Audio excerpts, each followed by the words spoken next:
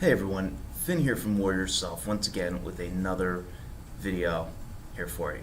Now, if I'm not the first to say, may I please be, that you look incredible today, right? You're looking very lean, very strong, very fit. Keep up the good work.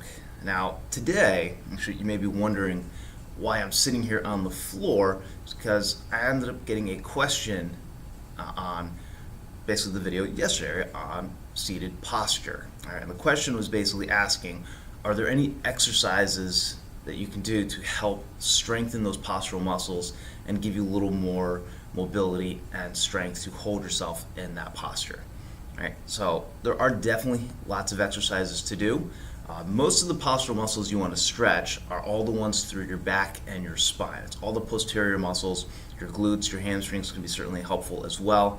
But the main ones we want to focus on are in the back, because most people end up not strengthening those muscles, right? They're always thinking, I want to strengthen, my biceps, my triceps, I want my chest to look bigger, my legs need to look good. It's all those typical muscles are too superficial. Not everybody focuses enough on their back, right? So first, if you're thinking of strengthening the muscles through the upper back, any type of rowing motion is going to do that for you. Anytime where you're pulling backwards, just really make sure you're firing the muscles throughout the shoulder blades, the rhomboids, the traps, all those.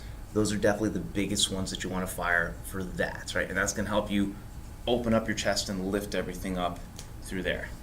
Now, the other muscles that we want to stretch are the ones through the spine, right? We got the spinal erectors, everything up and down from the bottom to the top, right? And these are the ones that most people don't strengthen. All right, now the exercise I'm going to give you is called a shoulder bridge. Now the shoulder bridge is going to help not only strengthen those muscles, it's also going to stretch all of the anterior muscles that are tight, right? The quads, the hip flexors, even through the belly, and a little bit through the chest.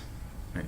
So that way we're not only strengthening the muscles that we need to hold ourselves straight, we're also then stretching the muscles that might be pulling us into these tight, closed-in positions. All right, so how the shoulder bridge goes, right, that's kind of why I'm sitting here on the floor, because I actually am going to show you the exercise and how it's performed. So very, very basic stuff. Here, to start, make sure your feet are about hip width apart, right? We won't go any further than that. No need at this point. All right, laying down onto the floor, making sure you can reach your heels with your hands. So I gotta pull my feet in just a little bit more as I'm sitting here, so I can touch my heels. From here, I'm gonna pull my shoulder blades together. It's gonna arch my back. Now I push through my heels and I bring my hips up as high as I can, keeping my hands down here. Now you might feel a bit of stretch through the quads, right on top. You might feel them on your hips.